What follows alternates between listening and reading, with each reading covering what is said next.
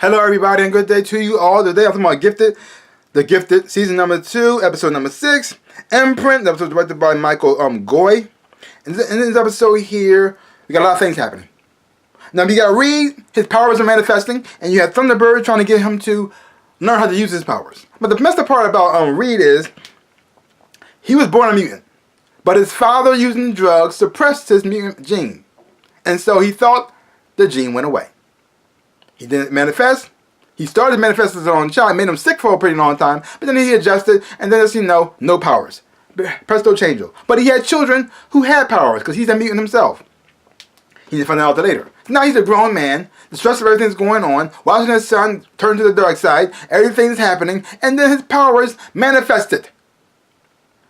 And the best part is he doesn't know how to control it. He doesn't know how to keep it under control. It mostly came out when he's stressed or freaking out or pissed off or whatever. And so his emotions are getting really high. His powers come in, but he has a touch that pretty much like disintegrates things.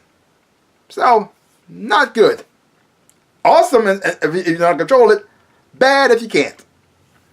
So he's pretty much Thunderbird trying to get him to use his power on command and turn it off when he needs to and know how to control it. Have him train. But Reed's too stubborn because he's the old man now. See, most people when the mutant powers come in, they're pretty much young, so you can still mold them and get them in the right direction. But Reed's stuck in his ways. He trying to get to a fast cut. He's saying, "Give me the speed so I don't get to the end, so I can start using my powers when I want." Then that's not how it works, dude. You got to train constantly. You got to make sure but he doesn't want to do that, and so things go a little bit haywire for him. And then you have Lauren, you have Kate.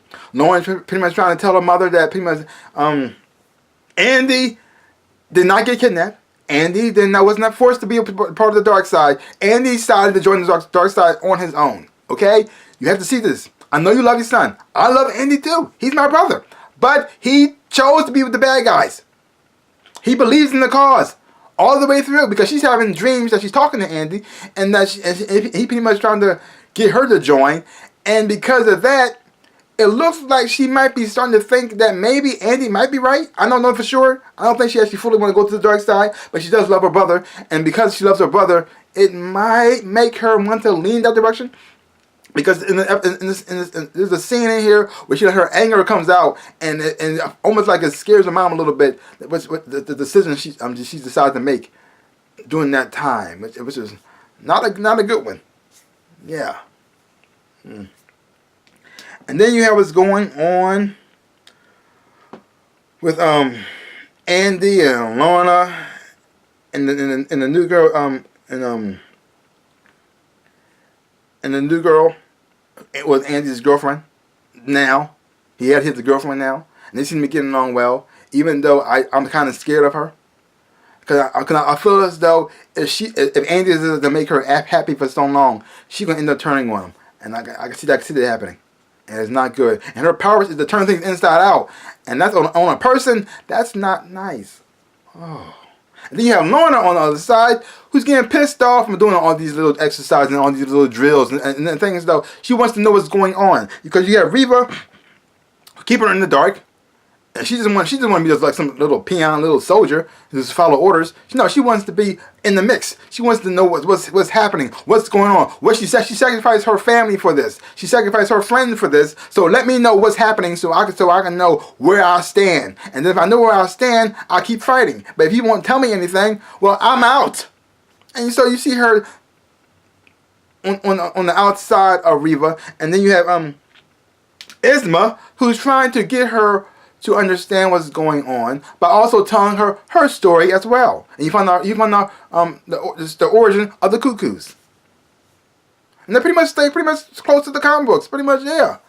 Because they make a lot of liberties here from the comic books a lot. Because Polaris never went with a guy named Eclipse. She went with Havoc, and she doesn't have any kids.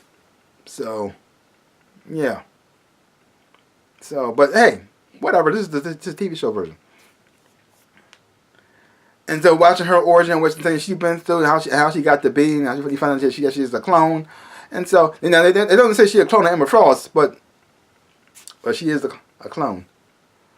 So, overall, I did enjoy this episode. Watching these characters evolve and grow and change.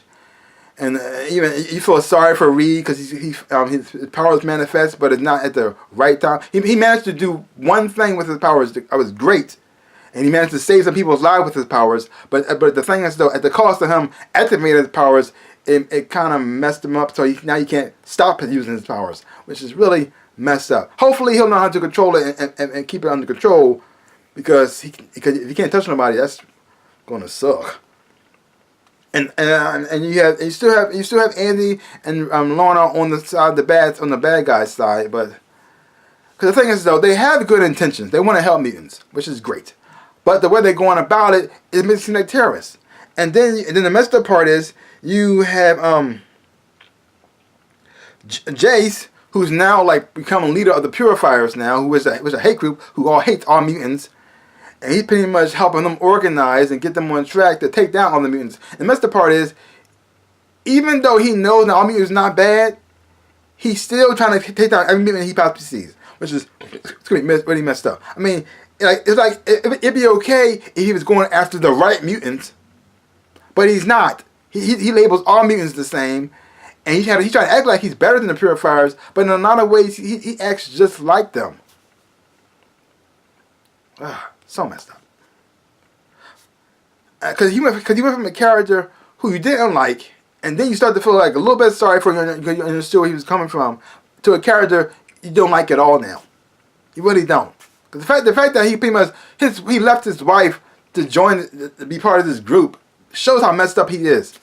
He has fallen a long, long way.